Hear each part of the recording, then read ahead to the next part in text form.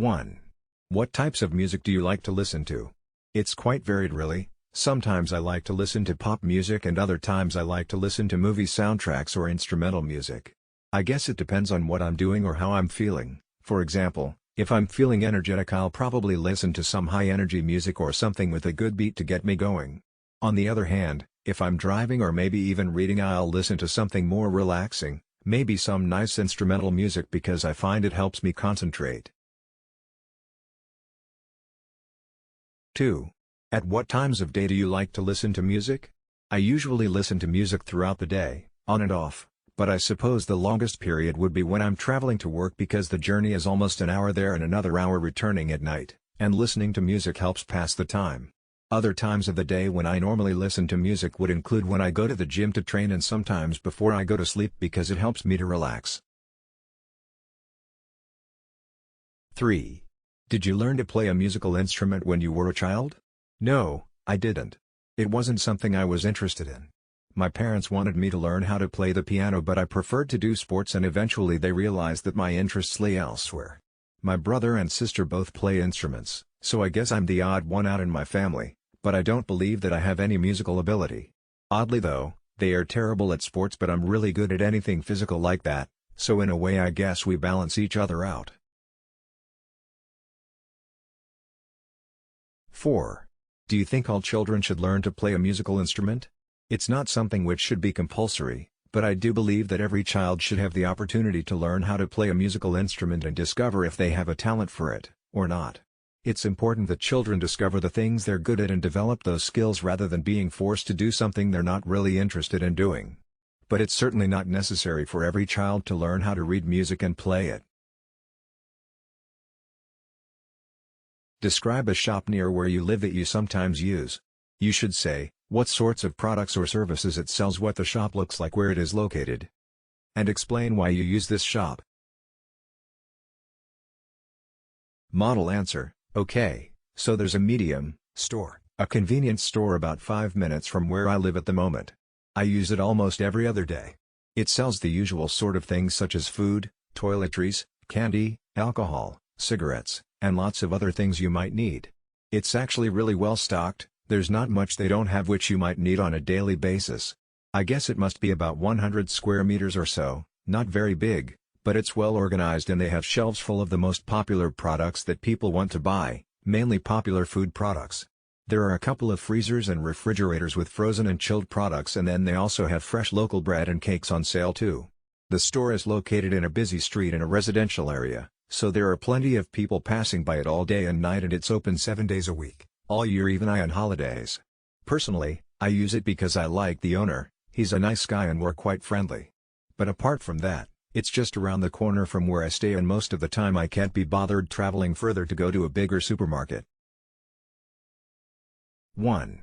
What types of local businesses are there in your neighborhood? Are there any restaurants, shops, or dentists for example? Yes, there and at least one of each. Within a block from where I live there are several restaurants and cafes. There and also a gym, a beauty salon, a veterinary clinic, a music school, an auto repair shop, and a hardware store. Also, there and a school, a meat market, small hotel, and a couple of convenience stores. There are more too, but I can't remember them all at the moment. 2. Do you think local businesses are important for a neighborhood? In what way? Yes, they're very important. Some people can't drive to the large supermarkets or malls to buy stuff they need. Small local stores and businesses are vital to serve local communities. They are more personal and help contribute to the local economy. Many of them have a long history serving generations of families who live nearby. The trend might be changing in some places, as more and more big box stores arrive. But small neighborhood stores and businesses offer a valuable service to the local community. 3. How do large shopping malls and commercial centers affect small local businesses? Why do you think that is? They are a threat. They have a lot of financial backing behind them and usually follow a national marketing strategy. The big advantage they offer is the convenience of shopping for many different things in one place. In the big malls, you find a movie theater, large supermarkets and many smaller stores and boutiques. In many cases they offer similar products that are cheaper than many small businesses can sell. There is also the safety and comfort factor. You don't need to walk around on the streets going to different stores. And if the weather is bad, all the stores are in the same place under one roof, so that's a big benefit. People in business. 1.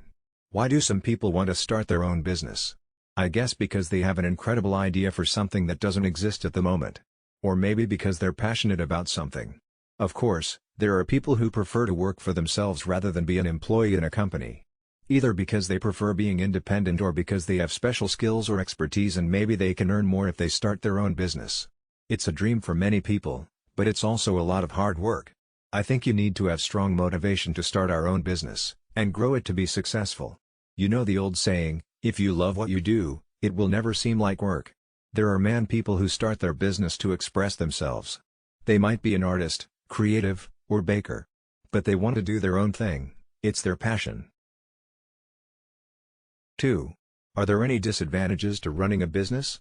Which is the most serious? I think there are a few possible disadvantages. And I think the most serious is the risk involved. There is less security in starting a business compared to receiving a salary check each month.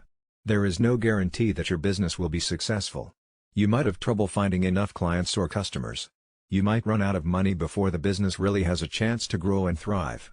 You need to invest quite a lot of money to start many types of business, and if it isn't successful, you can lose everything you invested.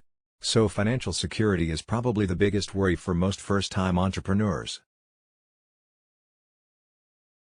3. What are the most important qualities that a good business person needs? Why is that? They need to be motivated and resilient. It can be difficult starting a business and many people give up when things get tough. To be successful, you need to be able to bounce back from problems and continue moving forward to achieve your goals. It also pays to be creative, insightful and curious. You need to constantly come up with creative ways to promote your business. Being curious about what people think about your product or service can help improve what you offer and make your brand even more popular. There are many qualities you need, but maybe not all of them all the time. I mean that maybe at the beginning when you launch your business you need more enthusiasm and energy than anything else. But before you get to that stage you need to be cautious, analytical and meticulous in forming your business plan, doing market research, and other preparatory tasks. You need different qualities at different points in the life of your business. Thank you for your watching.